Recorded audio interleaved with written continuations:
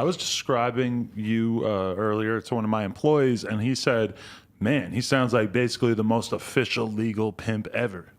I've how it actually feels? said that myself, and people got, what? So they also got you. Oh, yeah. Yeah. She dedicated a snow globe to him, and she put like for the #1 pimp with love on. Yeah. Some my- Asset Carey gave him a snow globe that said to the #1 pimp. Yeah. But Pimping is illegal, though. Let's draw a line in the sand. well, there's a differentiation between porn and prostitution. Do you mind when your girls escort? I don't like them doing it because personally, I'm a libertarian. I think drugs should be legal and escort, but I don't want the girls really doing it because then they're not going to do that's where you're gonna the chick's not answering her phone, she's not this, she's not that, and that gets to be a problem. Right, especially if they were doing it a lot, huh? And that's the thing with you is that you're super demanding. You want a girl who's down to work how many days? 6, 7 days a week? I mean, each girl. Here's the thing: when we get it like a new girl, slowly work them up to see what they can. I mean, like in a Bella Danger, she can work 14 days a week, but still, I wouldn't let them do that. Like 5 is putting because also I don't think it's good for the girl. I don't think it's good for your immune system. Even girls like that German girl I told you about, she literally wanted to work like a couple times in the early 2000s. You could work twice a day, but you're gonna get sick. You're gonna get your BV. They're gonna get yeast infections. They'll also, your immune system's down. You'll get, gonorrhea easier and chlamydia and this and that if you're overworked. And in the end, it's gonna, maybe cost you money or it might even out. So why not give them some days off? When Riley first started with me, she would work 6 days a week and have 1 day off. And then she started a website and she was, working 4 days a week doing real porn, or mainstream porn, and a couple of days like on her website and then a day off or so. Now she's doing like a lot more with her web and this and Snap, so she works basically 2 days a week. Though I do have her booked until March. Really? Yeah. What's the health of the adult industry, like from your perspective right now versus, you say, in the early 2000s? Was that the real heyday before the internet really took over? I think, as Carly Simon once said, these are the good old days. People like, oh, I remember those days and DVD sales. But if the companies that are doing it properly, digital, monetizing it, and stuff, are making way more. There's way more money in porn right now than there ever was then. I mean, there's billions and billions more than there was then. Back then, if you had a DVD company, a lot of those people like decry the end of, the era. But I mean, like, girls like her are making a ton of money, you're not working as much as, the other girls are. And if you know what you're doing, and that's pornography. A lot of people don't think of that as porn. Right. The porn business. But that is. And a porn business, girls webcamming at home and, people streaming stuff on Pornhub and so there's a lot more money in it now. Is there a part of you that wants to support the adult industry because of the fact that you are just a libertarian and you think that this is how things should play out and that sex workers should have rights and be able to do whatever they want? Is that part of it? I think my stand is pretty much everybody should be able to do whatever they want as long as they don't interfere with anyone else. And you're over here facilitating it. Yeah, I am.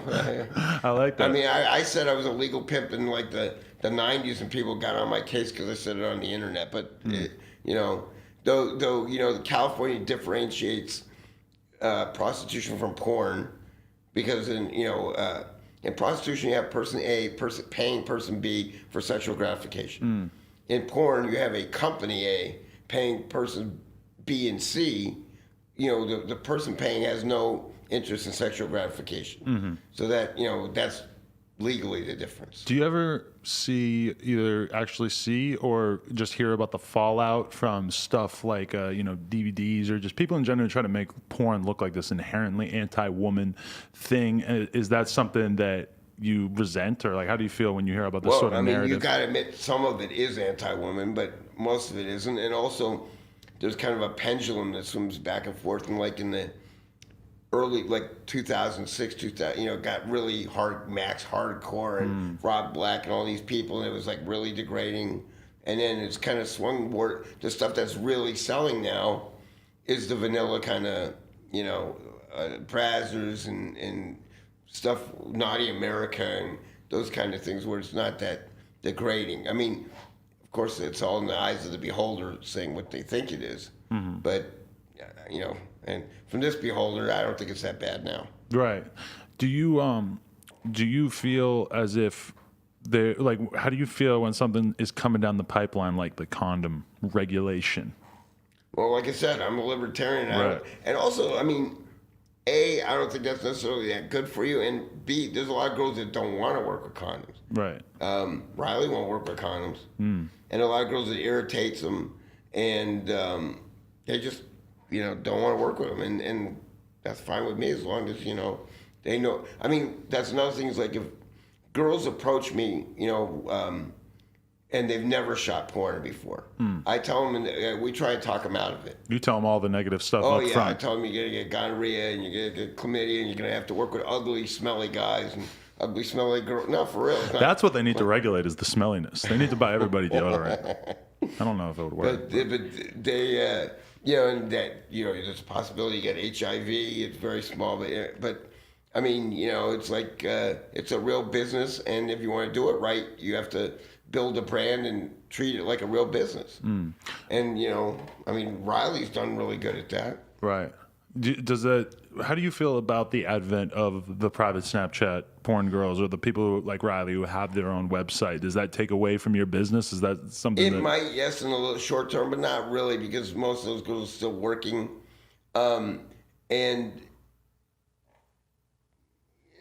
I mean, personally, I don't care that much. I mean, because I want them to succeed after their mainstream porn career. And I want them, to be able to make a ton of money. Of course, I don't know, I'm an economist. That's, my degree. And I try to get them all to save their money or put it away or whatever. But if it impacts my business, I don't care that much. Right. You're going to be doing it. And also, those girls will tend to last longer, too, in the business, the ones that are monetizing and doing well. And if they're smart, like Riley could quit doing mainstream porn right now, no problem. Right. But you still want to remain relevant, so you do some of it. Right. It's interesting to me that you've reached such heights of success doing that's one sliver of what has to be done in the industry, and that you never really felt the need to go out there and create your own website, identity. What is it that made you want to get really, really good at this one role, as opposed to I'm sure that I think that you are the kind of guy who has the know-how and the intelligence to create your own browsers or whatever that. Has that never occurred to you? No, that you but I've had to... a bunch of people offer to expand, right? Yeah. But the one guy that worked for me, George, a whole 4 hours a week. He still works for you. Yeah, 4 hours a week. He gets the Spiegler girls' money. Right. But usually on Fridays he goes to the bank.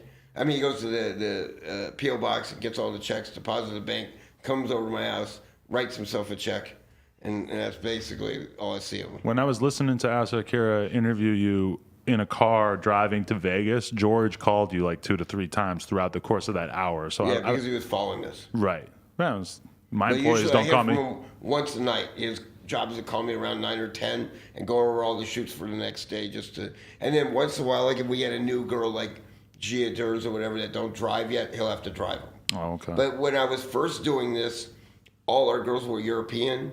None of them drove or wanted to drive in America. So I would have to, and him would have to drive all these girls every day. 1 year, I put 72,000 miles on a car just driving the girls. Holy shit. Now there's Uber and all that stuff. But the new girls, I don't want them to, they don't know the addresses yet, the houses and this and that, where the shoots are. So I don't want them to get lost and freak out or whatever. So if they're brand new and they don't drive, George will take them. You really do have a dad-esque mentality. That's what the girls say. I used to have a girl named Lorelei Lee, who was a famous writer and is actually going to law school right now. And she said it's a dysfunctional family. Right. Where I'm the dad and they're all the little kids. Yeah, because I think about it, if I was operating a business and some girl had to come to this building or whatever. It's like, what is my mentality going to be on her getting to the building? My mentality is going to be, here's the address, figure it out. Here's the phone number you call. That will help you figure it out. That's it. But say it was your daughter. You would be very caring. You would describe in detail. You would try to like really, you know, guide her through, make the phone calls you need, send somebody to help her if need be. No, and also like when we have girls that are new, you tell them this is like this guy is like, you know, likes this and this guy likes that, and then you know you tell them all about the shoots and the people they're working with and stuff, so that they feel more comfortable going in and there's no surprises. I mean, in the long run, that's better for me too. Right. There's no surprises, but. Yeah, like I said, when they're new, like there's a lot of locations in the business that people use all the time. Right. And once the girl's been there 10 times, you know, they can find it. But other times, like she had to go to a place on Reseda the other day, and I've never been there, and she know, you know, so I had George take her to make sure she got there and inside. And also, like the companies appreciate that too, because the girls show up. Right. Definitely. I had a girl who's in the adult industry on this podcast recently who told me that she really wanted to, that she had actually told her agent that she wanted him to find a dude to take a dump on her. Are you the kind of guy who could facilitate that kind of thing? Or is that totally outside the realm of? No. You don't have any connects in Brazil or anything besides Gina? I'm sure you could take a girl if you really needed to down to like, you know, downtown LA and get somebody to do it for $10, but yeah. Downtown, yeah. There's definitely a lot of dudes trying to take a shit for $10. No, yeah, but she was saying that her agent was telling her that she would probably have to go to Germany. I guess there's no. I mean, also that would not be really good for your reputation if you're trying to build a. Oh, really? Anything? Yeah. I couldn't believe she even said it on this podcast. No. Shocking. I'll give you a name later. Don't worry. It went viral. There was like I saw a clip of it on Twitter that had 1 million views. She said it on there. Well. Yeah, and everybody was just so excited then about. You could say her name. Yeah, the poop emoji was just out in the comments. Like, wait, who crazy. was it? You said she said name, that's the problem. Violet. Violet. What was Violet it? Saucy. Violet Saucy is her Twitter name. Never heard of her. Violet. I forget her real last name though. In real life. But she said it on your show. She yeah, aired so it out. It's not private. It's definitely not private. No spoilers here.